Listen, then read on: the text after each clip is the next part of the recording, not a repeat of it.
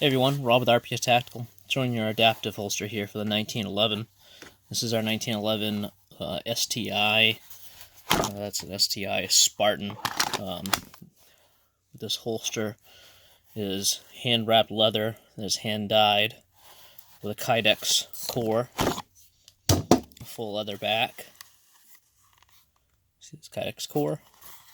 Full leather back. This one actually has a velcro backing on it. For the customer for ventilation, but also for being able to mount in your vehicle and stuff. Great for being able to mount it in your gun safe when you're not using it.